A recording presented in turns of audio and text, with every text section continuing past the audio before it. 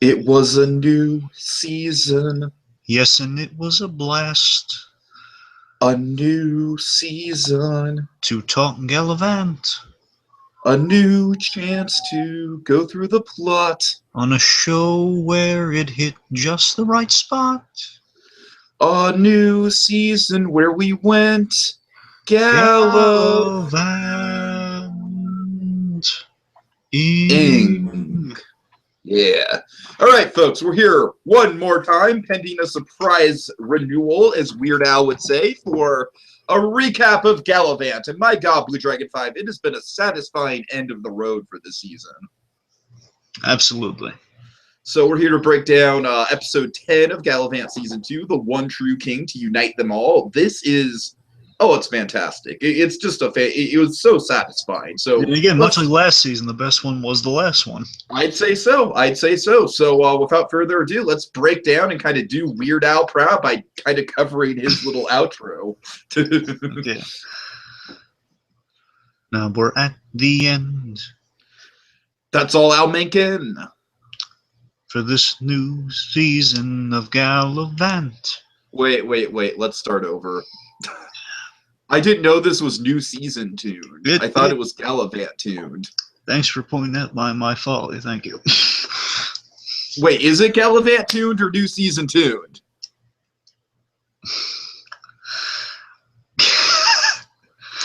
It's Is it new season or Galavant? It's one or the other. It's Galavant. Okay. So do it right. All right. I'm sorry. Now we're at the end That's all Al Mencken. for the season of Galavant. It was a fun ride, yes. Richard at his best. And Weird Al Yankovic. Gal and Izzy go get married.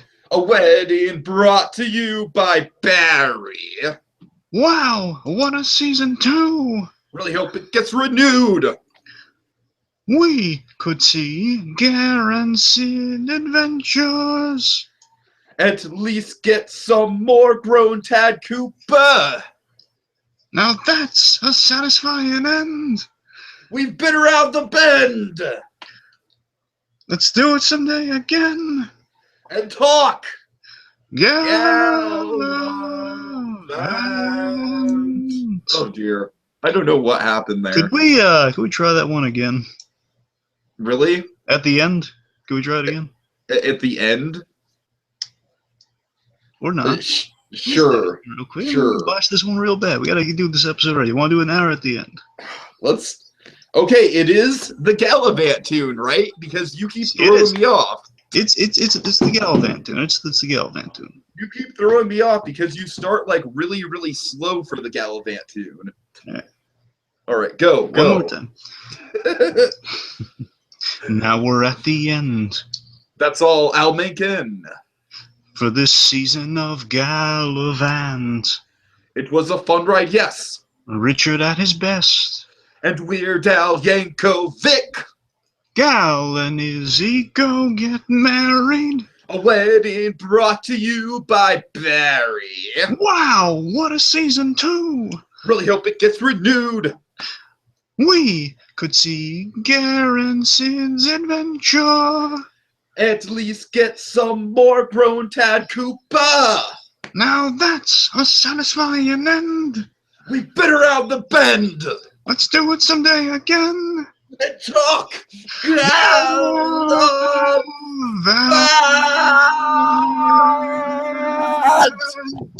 Oh my god. That was better. That was epic.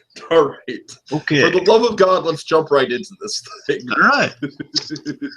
So we see young, again, we get a blast from the past from last season, which was a great surprise. We see young King Richard and Gareth. Oh yeah. Some of our favorite ages on these characters, particularly Gareth. We love young Gareth from the first season. I don't know if it's the same child actors or not, but whoever they cast for him, they are exactly on the money. They seem like a young version of the characters. Isn't your king impressive? Your king made a sandcastle. Applaud him. So as Richard's playing on the playground, he's a strong-armed praise coming from his little pals. And then a wee little one asks, "Shall I write up a theme song then?" "Shut up, Mankin!" Which cracked me up so much. No, But seriously, I gotta tell you, this episode fires on all cylinders excellently. Which, by the way, I love that every theme from every song in this episode in this season kind of comes back in this episode. Oh. But particularly, well, not everything, practically everything, but particularly again, the performance on the young kid that plays Richard, he sounds exactly like Timothy O. Munson as a kid. He has down pat. Right. Same thing with Gareth. It's amazing. Okay. They got it right again. Yeah.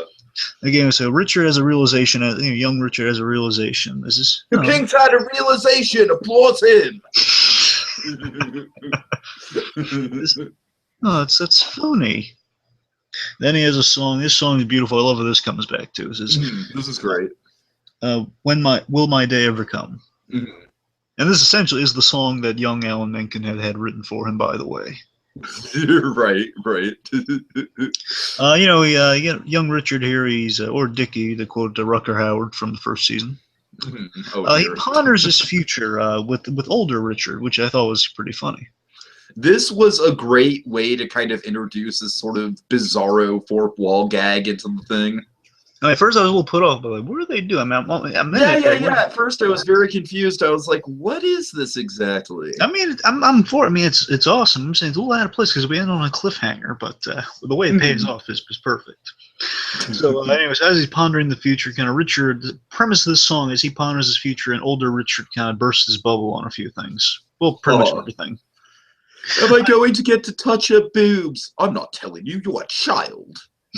Anyway, so he questions if essentially the song kind of evolves to Richard alone, the adult Richard, after he's kind of gotten in touch with his inner child, so to speak. Mm-hmm. He questions if he's useless, if he's lame. Can he change? Can he achieve victory? Can he do anything on his own without kind of having the odds stacked in his favor? Which, again, from an episode premise, is pretty. The way this episode pans out, it's pretty interesting. Yeah, definitely. Anyways, then it's revealed that he is. Everyone's just looking at him as the barriers as the zombies are trying to break through the barricade, and he's just saying, "What? I'm singing a duet with my inner child. Oh, like I give a monkey's butt. What you think? There are zombies coming to kill us." Oh, that's great. Okay. Then we hear this. I love them bringing back this theme, and again, it's so catchy. Mm-hmm. We hear the "Off with His Shirt" theme. I wasn't a big fan of the song, but yeah, I must admit, when I heard that theme, I was like, "All right, that's a good way to bring it back." Anyway, so I love this. I didn't see this coming at all. Actually, it's Sid leading an army of seemingly it was going to be our. I was really peeved at what, as much as I think this is a perfect finale, there's one little missed opportunity that bugs the crap out of me. Okay, they couldn't have gotten the bear. Yeah, I guess so. That would have been great. Just the one guy. He must have been a high-profile actor. We didn't know it. I don't. But I do like how they made a joke that literally all of the cameos are too expensive and they won't be showing up in this episode. Yeah, which was hilarious, but we'll build to that in a moment. But anyway, so we hear the "Off with His Shirt" thing. We see Sid leading an army with a rainbow-colored flag. Some topical humor there. Right. This is Men and Women of Season 2. Attack! Anyway, so we have the. I'm so getting health insurance after this. Mm-hmm. Meanwhile, we have I'm Sid of Sydneyland. That's the closest you're ever going to get to the Magic Mountain payoff, by the way. Right. Thank you. That's the closest you're ever going to get with the whole I'm Sid of Sydneyland. Season 3. Well, we'll see. Anyways, let's see. So, Sid reveals that he left to redeem himself, as we knew, and Sydneyland was actually a real place in season 1, right? You remember that? Yeah. Yeah, it was a place where he was like worshipped because he lied. Yeah. Okay. It's nice that they're calling that back, by the way. Yeah, I like it. I'm just saying, the Sydneyland, now you think about it, the Magic Mountain thing is kind of coming back if they're doing the Sydneyland. Okay. Anyways, point is, so he's saying he's come to redeem himself for killing Galavant, which I love that Isabel's like, wait, what? I need to get a little up to speed with that one. Yeah. Anyway, so he's assembling an army, and they're saying, "Oh, you know how hard it is to assemble an army." And Galvin and Richard, what they've been doing the whole season, is, "Oh yeah, tell me about it." Anyway, so he mentions in his journey to assemble an army, he happened by the Enchanted Forest pub, and he was filled with, it's just, yeah, we know, We know. No, actually, no, I'm sorry, it didn't go like that. It was like I just stumbled into a pub, and I found these guys. They're says you knew, basically saying you knew what they were. Basically, you knew going in there what kind of place that was. Don't just play off like accident. What that's saying about Sid, I don't know, but we'll see how that goes. So, Princess Jubilee, the Giants and the Dwarves, The your Pirates. favorite, the Pirate King. Yeah, Sam was saying Princess Jubilee, Pirate King. What about the Pirate King? Or anyone else recognizable for that matter. Yeah, we couldn't afford him or anyone else recognizable. Yeah. Anyway, so then they go over the plan. So the plan is simple. It's Galavant-Ing and Gareth. Yellow? Yeah, can you hear me? Can you hear me? Yeah. We good? Yeah. Okay, we're good. Let's continue then. Okay, that frightened me for a second. Okay. So after the Pirate King gag, which again, it would have been nice to see Hugh Bonneville one more time, but I guess he was expensive. Anyway, so yeah, you're right. The rationale, the explanation, that's pretty funny. Okay, so Galavant's kind of, he's laying on some sweet talk to Isabella. After this, I'll never leave. Not yet. I'm sorry. They established the plan. So Galavant and Gareth are going to draw the attention, while Richard and Isabella they flank them and kind of go for the attack. Yeah. Then we get the line. Galavant's never going to leave Isabella's side. This was a Richard thing that just absolutely. I love the payoff of this, like the back and forth between him and the king. Oh my god. It was too much. Like Richard just goes up to the king, and with all the sincerity he can muster, he's like, "Ooh, someone's daughter is gonna get some whoop whoop tonight." What does the king say? What the hell is wrong with you? I honestly don't know. Oh my god, that was just perfect. That was just a perfect Richard exchange. Yeah, I honestly don't know. It's crazy. It's like he goes so quickly from like, "Hey Sheldon, look what your daughter's up to," "Oh, I really shouldn't have said that." I honestly don't know. All right. Yeah, let's see. So we see one of my favorite parts of the set piece this episode was like I love the alleyway battles, like them kind of Gareth and Galavant kind of going through the alleys and just fighting zombies off. That's a cool way to end the season. You have knights fighting kind of dead zombies. That's pretty cool. And Wormwood is still singing "do do do do do." Madalena tells him not to prize the song because it's catchy though. And also, she instructs him not to hurt Gareth because whether he's not with us or not, I do not want him hurt. Says, okay, fine, but look, why don't you? I pinky swear.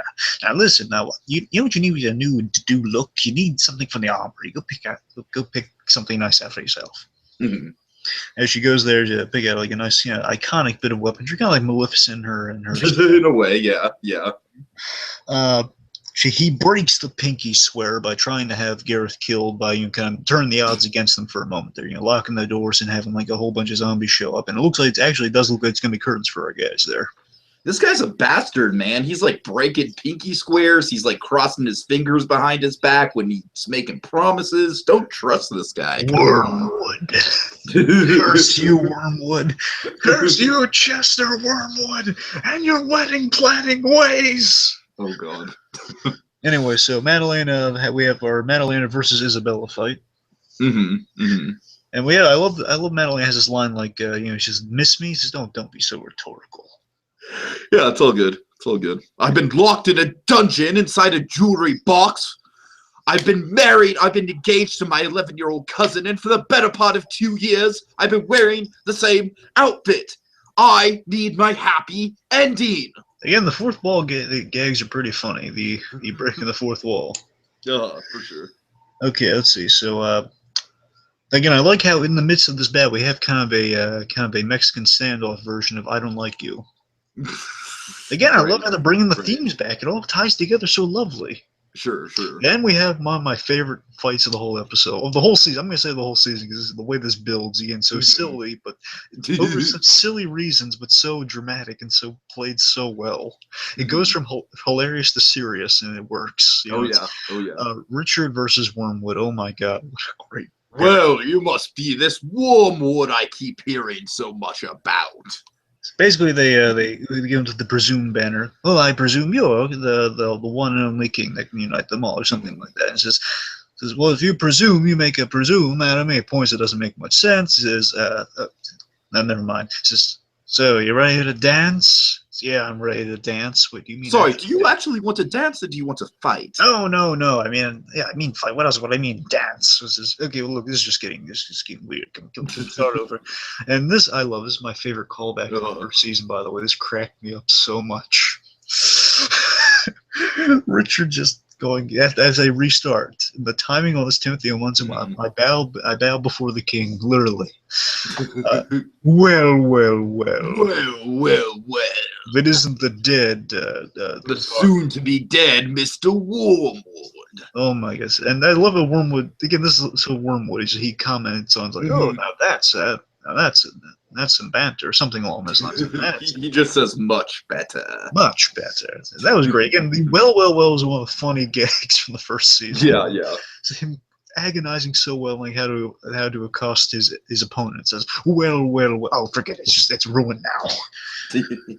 But oh my God, he pulled off the well. It shows you Richard has finally grown into his own. He's owning the wells, Tiki. He's owning the wells. He's owning the wells. If only he could own the laws.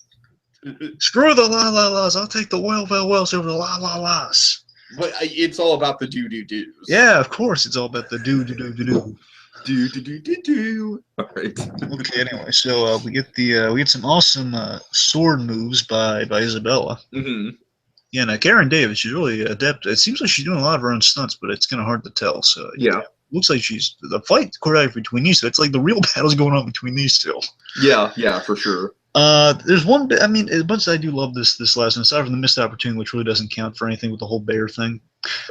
This, however, was kind of a pet peeve. This is very broken nail, and that's what's off. I'm saying the broken nail. I think if we could have lost just one thing, I'll lose the broken nail. Yeah, I hear you. But I mean, I like the Indiana Jones kind of whip action. Though. That was pretty cool.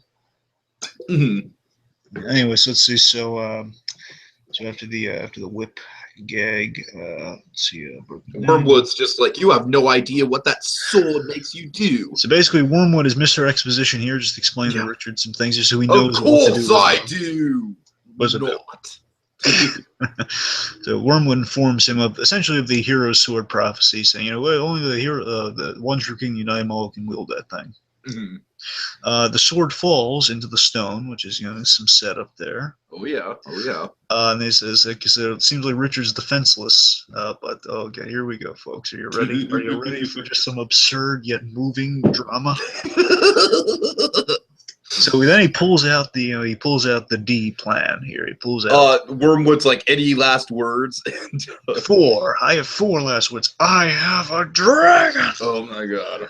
And he unsheathes Tad Cooper. I super believe in you, Tad Cooper. I love the faith he has in this dragon, by the way. I really do.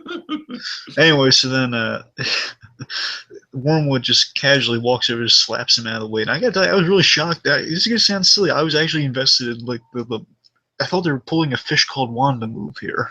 It's like, no! Yeah, it was Cooper. Oh, because you hear like a little sound when he hits too. It's like sounds like almost like a neck crack or something. It's like, at that point, I'm just like, oh, kill the living crap out of that guy, Richard. Because when they did essentially the Night in the Museum move, and he goes over there and says, "Oh, Tad Cooper, open your eyes. Your eyes are closed." Oh God! I was thinking, oh my God, the eyes. Oh no. No. Says Tad Cooper, you're dead. Again, Timothy Munson. He can play most absurd situation, the most straight, most intense you've ever seen. He is. You look at him, you say, "Oh boy, you do not." I do not envy Wormwood right now. The Wormwood, he's trying to lift the sword out of the stone, but he's failing at it. Yep, and then of course you may have killed one dragon. This is one of the best lines ever from Richard. The most serious yet absurd lines, but serious though. It's like you may have killed one dragon, but you've awakened another. Oh yeah, that's awesome. That's awesome. Okay, let's see. So then, as they continue battling here, Richard breaks his wand. I mean, just right off the bat, this fight's getting awesome. Just breaks the wand, which undoes the magic. Galavant and Gareth, they get away. So again, in the process, Richard has saved both of their lives. Sure. They were outnumbered. They were cornered too. Let's see. So Richard, he's not playing games anymore. He's the adept swordsman. He's been learning subtly, but now Tad Cooper's gone. Like the big thing here. I mean, Roberta's gone, and all he has is Tad Cooper, and his best friend, aside from Galavant, bear in mind, has been killed. And then Gareth, he's just like, I can't believe that was the same guy who cried when he got jelly on his face. No, his pants. His fancy pants. On his pants. On his fancy pants. On his fancy pants. Oh, jeez. Okay. Anyway, guys, I love how Richard just keeps saying, "You killed my dragon." But I gotta tell you though, two things with Gareth though is I love the look of pride on his face, and I love that Galavant and Gareth are the ones who've seen Richard at his most comedic, have seen like they actually have some admiration for, man, he's fighting one of the bad guy all by himself. Our boy's growing up, and he says, "Good man." So I love how Wormwood calls Richard out here, like, look, dude, I know I was there. You don't have to keep saying it. I killed your dragon. And by the way, it wasn't a dragon. It was a lizard. Oh, the minute he said that, they set this up so well throughout the season. The guy who killed your dragon called him a lizard. If he did the final insult everyone's gotten away with before. I mean, if you've done something cruel to this animal.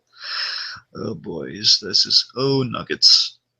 And then Richard, he just gives him it's from a distance, so obviously, even they wanted to go gory, they didn't. But the old slash that knocks him down, kind of a medieval Wilhelm scream, if you will. Yeah, a giant Wilhelm scream. Yeah! Then Sid repeats the line.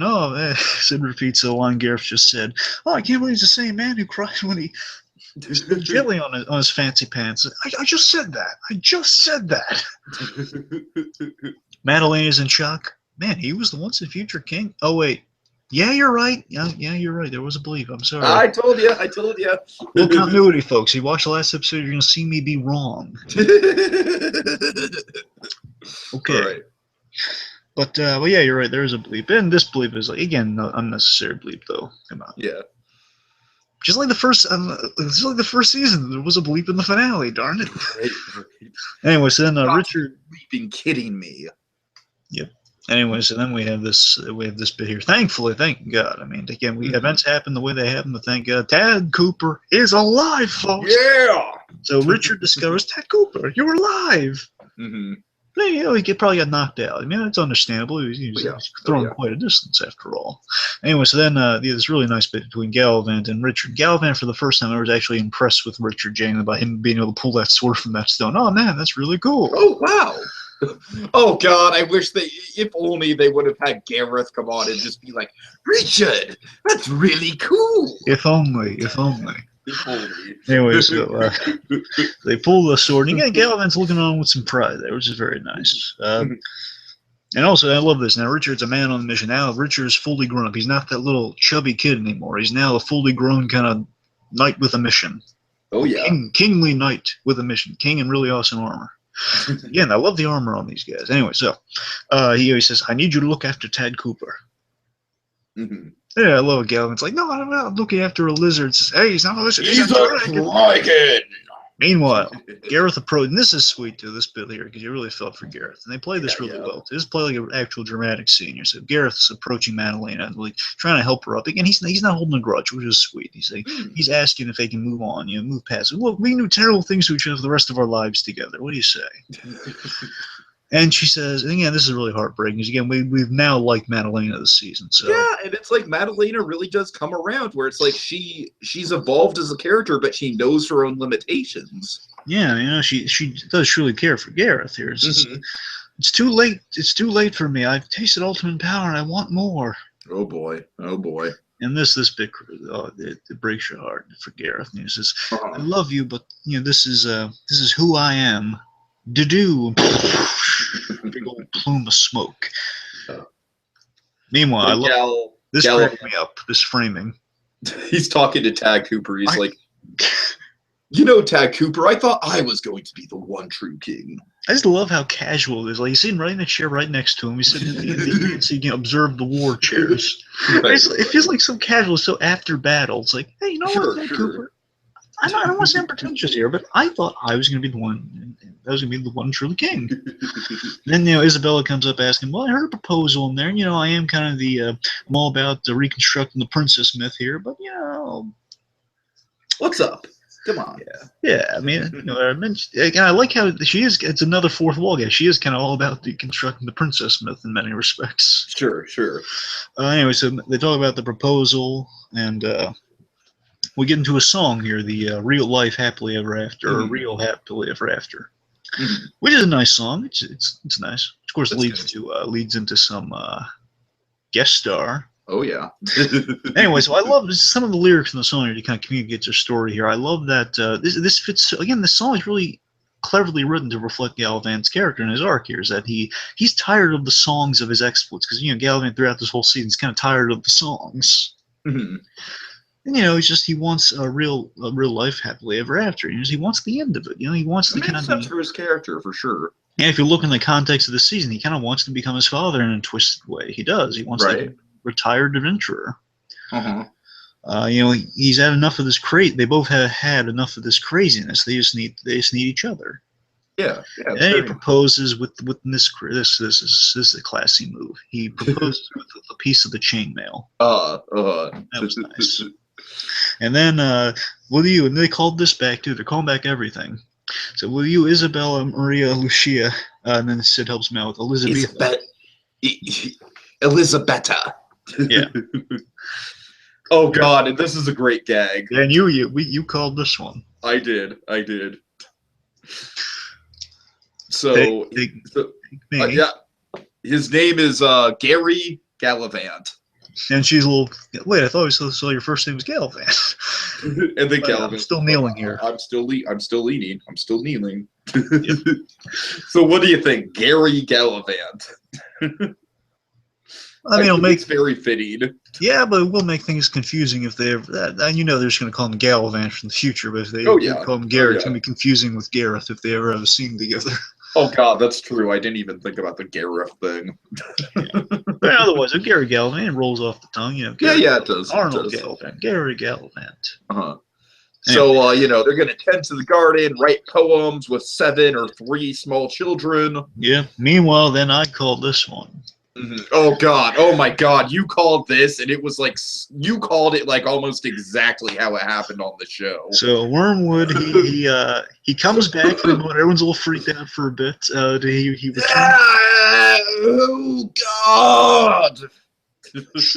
He comes back just to kind of deliver a last thing of a little last bit of wedding advice here, saying, "Well, look, if you make sure you book a good venue, booking is very important." Terribly sorry, but if you planning a wedding, make sure you book the venue soon. It's the busy season.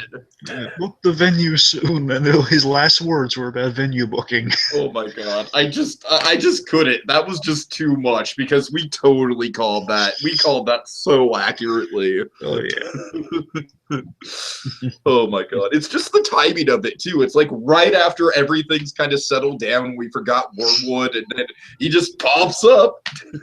Yep. It's great. Okay, let's see. So Richard's rushing to save, or not to save, but to fetch Roberta. Yep, and I love this gag. He's stopped by essentially a medieval police officer of some variety for speeding. Officer, I had no idea I was going that fast. I love that. I love the way he thanks him though. Oh, thank you. He says, "Oh, really?" I love that he's really pleasant with the officer, saying, "Oh, yeah, I had no idea how fast I was speeding." He's generally apologetic for that, but like, sure. Like, I assume the officer, you know how fast you're going. Oh, I don't know. I really don't know. It's just, well, you're going like this 98 miles per hour. Oh my God, I did not know. Geez. Geez, I apologize, dear sir. And then, of course, he's pleasant to the guy, thanking him for the thing. He says, "Oh, thank you for saving my life." Essentially, then he looks at it. Really? It's only that much? Anyway, Roberta is on her way to Spinster Island. Where she's which they, essentially going to become a cat lady? Is that the gag? yeah. Okay, fair enough. Fair And enough. I love like you get as your induction into Spencer. Added chocolate. You get a gift basket of a cat and chocolate. So I love this absurd mundanity. He approaches there and apparently he's in a red zone because it's like the airport. Apparently the ferry is like the airport. Yeah, and they're saying like you can't park here. Richard's just like you can keep the horse. Yeah. Anyway, so he stops for Berta, and she's shocked. Oh, Richard, you're alive! Did you not go in the battle? No, I did. I killed the bad guy and everything. Yeah, but I accomplished everything I ever set out to do. But it means nothing without you. And they kissed and they keep kissing until the point where they're starting to tick off the other spinsters. At first they're going, oh, but then we're like, okay. Yeah, we should go. This could get ugly. Meanwhile, big cameo. Oh my God! Fucking finally. Oh, go on. You've earned it. Go on. So I've been waiting for Weird Al to show up this whole time, and yeah, him playing the priest at Galavant-Ing Izzy's wedding. I mean, it's so appropriate. I loved it. And why is he the priest? Because he's in there. They're the monks. Oh yeah, they're the monks. There we go. Okay, so yeah, it was really nice seeing him kind of preside over the wedding and kind of getting just great Weird Al stuff right off the bat. He's like, "Do you take your highness to?" Do you, Your Highness, take this male model? Do you, does this model take the social superior? Yeah. Now, what I really liked about this, again... in sickness and health, rampaging Vikings and cannibals and elves, mutants and lasers. So, essentially, a few things to point out in the sequence, by the way, a few things. One, I love that, again, reflective of Galavant's character, is that, he and Isabella are both at the same time shown they're really in a union, by the way. I like how they're all dressed in white, too, by the way, for the wedding. Sure. I love that they're interrupting the songs, because that's what their characters are all about. We're out of the kind of the fantastical singing life for a moment. Right. We're done with all the songs. And, I love that. You'll notice a few details. Richard is king officially, so somehow he's a king. He's not king of Valencia, so we don't know where he's the king of. I would like to think he took over Hortensia because their king sucked. I would like to think that. Plus, that was a prince. I mean, I don't know. That was right. So I would hope he took over that kingdom, but apparently he's a king because he's wearing a crown at the end, and the prophecy was that the one true king. So I'm assuming.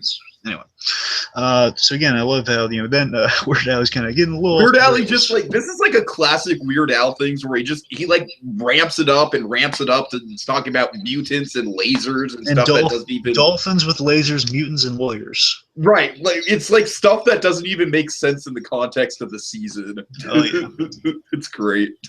And then Sid's just like, "Oh my God, just kiss the bride." And I love how Sid and Gareth are kind of seated together because they're buddies. Anyway, so then they finally have a good kiss. And then of course Barry comes back. It was so nice that Barry finally got a chance to shine. He finally doesn't have to worry about evil plots. He finally just got to plan a wedding all by himself. Good for Barry. And again, if you want to look at it on kind of like a deeper level, it's like Barry, his mentor is gone, so he's fulfilling what his mentor would want him to do. Sure. Plan a good wedding. Oh God. Which is nice if you look at it that way. Otherwise, okay, then we get that fantastic. Oh my God! If I can get through this without the inside out tissues, the monk reprise. Well, not that. We're getting there. Okay. I'm just saying by the end of this, if I can get through without the insides, it'll be a miracle. Anyway, so it's the season 2 finale song starts. Which you get a bit of new season here and there, but then it kind of goes back to kind of the original Galavant thing, sung by Weird Al Yankovic. So we see just kind of what we see during the song here. We see. Well, wait. We do have a little bit of a reprise of "Hey, we're the monks." Well, I mean, of course, that's a framing device of it, though. The genre bending, bring you happy ending monks. We're the monks. So we see Chef and Gwyn. They've overcame the odds and they survived the again. If there was more worry over them, might be more fulfilling. But for this episode, it's fine. I'm saying for the other one's a flaw. The king and queen are back in power, even though again they're kind of incompetent at their jobs. So Richard could have taken. We kind of suck at war, honey bun. Seriously, Richard probably should be king of that place. But I got to tell you, Isabella, I feel bad for her because her family is full of incompetent leadership. Anyway, so then we see. By the way, I want to mention this before it ends. This picture of Gareth's mom we see. being hauled out. That was in season 1, by the way. Oh, I'm not surprised. I'm not surprised. I forgot all about it. Yeah, it was in season 1. Yeah. In his room, when Richard goes in his room for a hug, you see Oh Garrett's God. right above the fireplace. It's that same picture. Okay, so this is a great setup. Like, honestly, out of anything in season 3, this is probably the storyline I'm most excited for. This Gareth and Sid thing. Yeah, this was a great setup. It's basically the way you get an adventure without kind of directly getting Galavant right out of retirement, so to speak. Again, showing their friendship too. Again, Sid's the squire and he's the new knight, so to speak. So Gareth goes to him and says, "Well, you know what? I haven't given up on Madeline. I gotta go rescue her. I could use you if you know." Are you up for an adventure, old friend? Yeah. It's I need a chance to break in this new armor. So basically, they're setting out to save Madalena from herself, which is nice. And then Sid finally gets a line in the song, and he yells at the camera how happy he is before he finally cuts off. Yep. I finally got a line in the song. Cut. Sid's still not getting any respect. Meanwhile, we see Galavant and Isabella. They have a happy ending. They're living by the beach, writing poetry, tending to a garden. It's all coming up 7 for Galavant. Yeah. And we see Madalena is on the doorstep of the Dew Masters, I'm assuming. And she's learning the art Dell, the dark evil lord. Yes, meaning the leader of the Dew, the Dell. And also, I love Weird Al Yankovic gives like such an evil laugh during this kind of. Oh yeah. Weird Al just went all out for the limited screen time he had at the end here. And then I love this is what I love too in the conception of the Dew Masters here. I love the idea that the Dell particularly, I guess he's the head honcho. It's a guess, but the idea of everyone who practices the Dew is like they are master of the dark evil way, but at the same time they also have a great side job. So very simple, very pleasant kind of like. This was great because it's like this guy comes up and he puts this necklace around Madalena's. What is this? Like an evil power amplifier of some kind? Says no, it's sorry, no. I can see why you thought that. No, that's also great too. I love the two things of the characterizations for anyone who practices the Dew, which would be great if Madalena adopted this, by the way. Is if one, they kind of have many misunderstandings. Right. And 2 is the fact that they are like have this side job. Like Wormwood was an excellent wedding consultant. He was a wedding planner, and here the Dell is a fashion consultant. Yeah, it's great. Okay, and then oh my God, Weird Al just brings us out in the most fucking epic and satisfying way. Importantly, last setup for season 3, by the way. Yeah. She's training to become. They're training her to become the most powerful force in the 7 realms. Very Force Awakens-esque, by the way. I was gonna say very Game of Thrones-esque, but well, that's the better comparison. But anyway, so Weird Al ends it. And now we're almost done. Our tale's completely spun. Unless we get a surprise renewal. Now we'll probably have to go and get work on some cheap-ass cable network. Yeah, it'd be kind of genuinely Weird Al seems genuinely pissed at the idea of working at a network that's not ABC. He really puts his heart into it. Yeah, and again, I love how he would make an excellent kind of substitute for our Jester as the opening recap. I really if there is a season 3, man. You know me. I so want to see Weird Al show up as like a reoccurring character or not just a cameo. Yeah. Oh my God, he's so fun when he's on this thing. It would be kind of great if the monks were just kind of the get out of jail free card in a crisis. Like if they were kind of the living embodiment of the force of coincidence. Of like, oh, you guys, what do you need? Okay, so the monks are teasing what we're going to see next on Galavant. Should they make the cut? Yep, and I gotta tell you, this is so much better than the way they ended last season, where they did the singing version of this, where they kind of set us up for another season. Thankfully, delivered on. I'm not saying that was bad. I'm just saying that was a risky move. This is great. This is like such a happy medium because we had all the storylines of the season wrapped up, but there's just enough cliffhangers and cool kind of directions they could go where it leaves us wanting more, but it doesn't leave us unsatisfied if this is the end. Exactly, and it's so satisfying. Now I'm going to try to get through this, okay? Okay. The most beautiful Galavant moment ever. Oh, it's great. It's fucking awesome. I tell you, one of the most beautiful Galavant moments you've ever seen. Oh. Okay, so after this whole surprise renewal, if we make the cut, you'll see this. And then we have Richard and Roberta here. And again, this is the finest bit of music in the entire series. I will say, I will swear on like 80 Bibles. So Richard and Roberta, like Richard's like, I guess he's like, you know, finishing something like some craftsmanship stuff. Anyway, so Roberta comes and says, "Oh, it's your turn. You need to feed Ted Cooper. He only eats with if you feed him." Says, "Oh, he's that little guy's so fussy." And then we hear a bit of the first with the music. We get a reprise of the My Dragon Pal and Me, and then we have, oh my God, the way this plays. As soon as I saw the sheep, I knew what was coming. I was with you too. I kind of happened upon it. Though I was like, okay, wait a minute. Okay, he's going to feed Ted Cooper. Okay, I'm actually, well, it's like he's kind of their surrogate child, so to speak. Of okay, like feeding the baby, so to speak. But then he comes outside, and I say, okay, so that's Ted Cooper must have like his little parrot's cage or something, you know, like a little holder of some kind. And then you see the sheep, and I'm remembering How to Train Your Dragon. Oh, wait a minute, dragons eat sheep. And of course, for me, it's always Jurassic Park with the sheep that they feed to the T-Rex.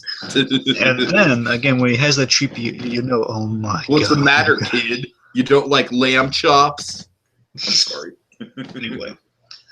So, basically, you see the sheep, and it dawns on you slowly, oh my God, he's become a dragon. And then, of course, you're on the edge of your seat wondering, are they going to show him? Are they not going to show him? Are you going to have like a kind of animatronic hand of some kind or something? And then just again, here's what sells it. Here's the reason you don't need to see anything. It works perfectly off screen because again, I can only praise this music. The Galavant-Ing has never sounded this good. You hear like it at its most kind of orchestral, at the highest you can ever get it. And it's building towards the reveal that you don't see, but you're so satisfied. Right. Again, it makes me glassy-eyed because that music just makes me so happy. You hear just the off-screen and Richard's finally been validated. Ted Cooper arrives and like a big old fireball happens and off-screen like, and then it says, "I have a dragon" into the camera. Dragon. Oh my God! Just the absolute perfect way to end this season. And even at the end of the series, that would be the perfect way to end it. I would say so. Like, oh my God! This ending was so satisfying, so perfect. And you're right, there is like a little bit to go on, a little more, which I would love to see more of this. But if we left it at this, it'd be satisfying. All right, so I've actually still got some homework to do, so I don't want to spend too much more time, but do you want to get into a little bit of spec? Well, there's not a lot to speculate, but... Well, I mean, I guess if we have next season, like, what are going to be the storylines? Obviously, we have Sid and Gareth, and then we have Madalena. Obviously, Tad Cooper will be a big deal. What do you think if they do renew it? How do you think Gal is going to fit into the picture? I actually think that's a big question mark. Well, I'm getting the sense that our main story is going to be. I think it's going to be divided really into two main stories if they do it next season. I think the main story is going to be, well, of course, our villains maybe being the third story. So Madalena being the third story in herself. Right. I think it's going to be Gareth and Sid on a journey this time around. They're going to be the main focus of next season. Okay. And it's going to be them on their journey, and perhaps the Jester will accompany them. Perhaps. That would be a good pairing. Yeah, like a pairing like that somehow. I'm thinking Richard and Galavant would be kind of the... Richard and Galavant would definitely have to be teamed up again. Yeah, I'm saying they would be teamed up, but they'd be kind of the mentor. What if it was like, okay, what if it was like Richard was like the annoying best friend where Galavant loves him, but at the same time, it's like, you know, he's trying to, you know, he's just trying to have a nice life with Izzy, but Galavant is just, but Richard is just kind of like that Kramer type character who keeps ruining things. Yeah, a bit of that, but also be a bit of, you know, they are... you know, like they're going on double dates, like together. You know, like just like on weekends, like they're married couples that know each other. You know. Sure. Like, yeah, let's go to dinner. Oh no, Richard, we really don't have to. Come on, I insist. I had the chef make us this grand dish. One quick thing for Galavant though. Now that he's retired from adventuring, could he become a monk? Oh, no, he's not going to become a monk. No, I told you the monks could be along Gareth and Sid's journey. Mm-hmm. Okay. But my point is, you know, Richard and Galavant could be kind of the mentor figures that kind of bail him out of these situations. Like they're kind of the big kind of they would be treated like guest stars within the own show, so to speak. You know, like they would be, don't know, they'd be appear more often. I'm saying they have like a great presence around. They're like, oh man, the guy's retired from his adventure helping out. Okay, I hear you. And, you I know, hear you. and Richard, kind of our comedic force here, he'd just be in the background making a lot of comedy on the side, but he would get involved Sure, in the sure. main story when they needed it. You know, it's like, oh, But I mean, with Richard and Tad Cooper, I mean, I imagine Tad Cooper would probably be one of the biggest conflicts of the season. I'm saying if when he finds out, I'm saying halfway through the next season, Gareth and Sid are in a hot spot. They're imprisoned by the Dudu guys or something. Then it's going to be Richard and Galavant on Tad Cooper's back, bailing him out of the situation. That's exactly what I'm saying. Yeah. Something like that. Okay. All right. Well, obviously, if and when we get a confirmation for season 3, then we'll let you know and maybe do some speculation then. But for now, let's kind of do some quick overall thoughts on the season. Again, overall in this season, I thought it was good. Again, I think there were more kind of stinkers of songs this season, but not too many though. I'm just saying like there were a few. Just again, either weren't. Some of them, a few of them bombed, but the majority of them were fantastic. And then of course there was a number of them were just like they're okay. Yeah, I don't think the songs were really as strong as they were last season, but I think the one thing this season did a lot better was kind of tying together the storyline a lot more, and also, way more importantly, just the amount of character development that we got throughout these 10 episodes. Oh yeah, I mean, I think the songs were all just more first season. They were kind of consistently good, and they all kind of worked. You know, they were all on par. And this season, they kind of varied. Where they were either fantastic, or they were good, or a few of them were just like complete misses. But like I said, I feel like we made up for it this season, because I feel like last season really one of the big issues was the characterization between how we weren't really crazy about the way Madalena was represented. We weren't really crazy about how Kingsley kind of came in at the last minute.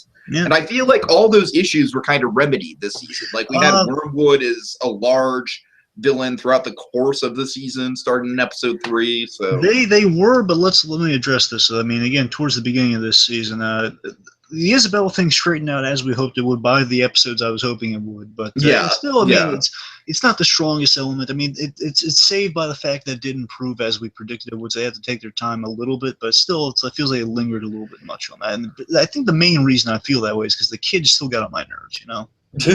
Fair enough. The kid just stunk. That was the main problem. Again, get that kid out of here. Get him out of here. He doesn't need to be in season 3. I mean, replace him with Weird Al.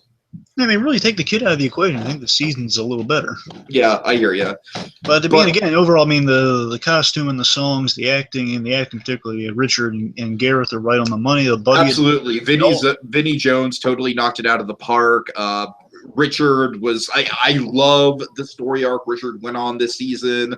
I think it was very well handled. I think it was very impressive how much he changed throughout the course of it.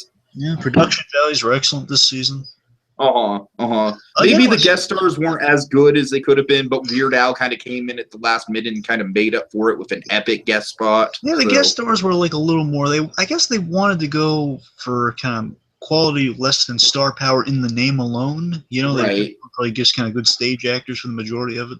That makes sense. Which I mean, for the most part, don't get me wrong, that worked. I'm just saying, you don't have like the name appeal of Weird Al Yankovic until, of course, later on in the season. But Bonneville, Weird Al Yankovic was kind of the big, and of course John Stamos for a brief bit in there. Sure.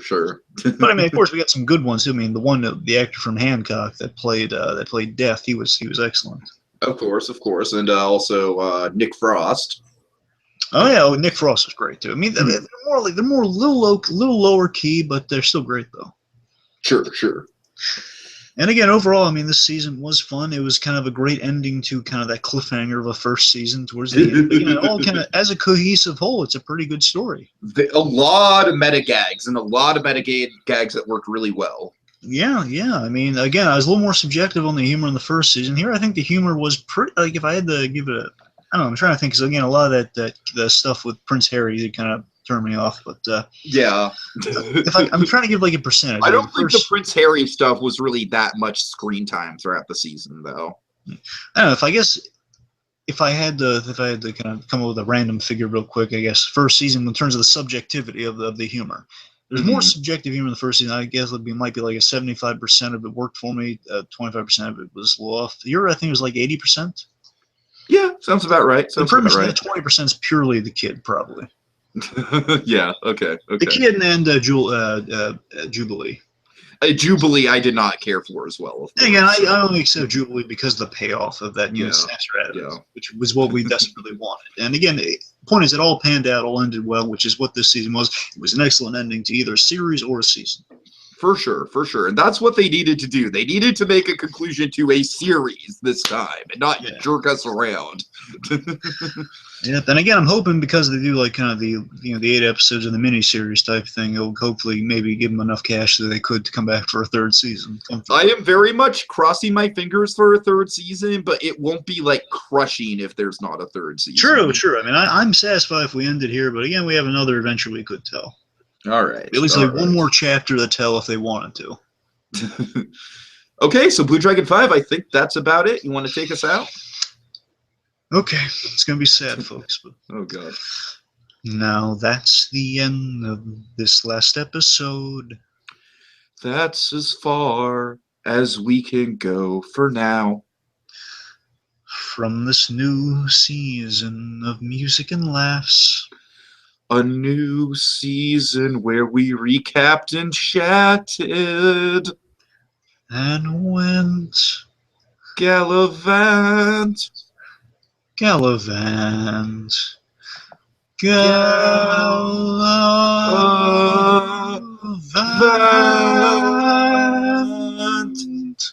Shut up, Mikekin.